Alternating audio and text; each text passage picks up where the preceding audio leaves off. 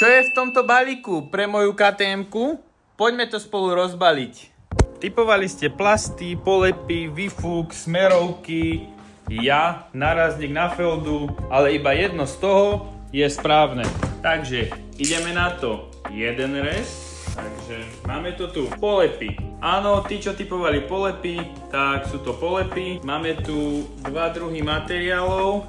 Jeden je kvalitnejší, vydrží viac. A jeden je lacnejší, ale menej kvalitný. Takže už teraz sa teším, ako si tieto polepy nalepím. Čo na ne poviete, napíšte do komentára. Polepy mám od chalanov JK9 Graphics, za čo mi veľmi pekne ďakujem.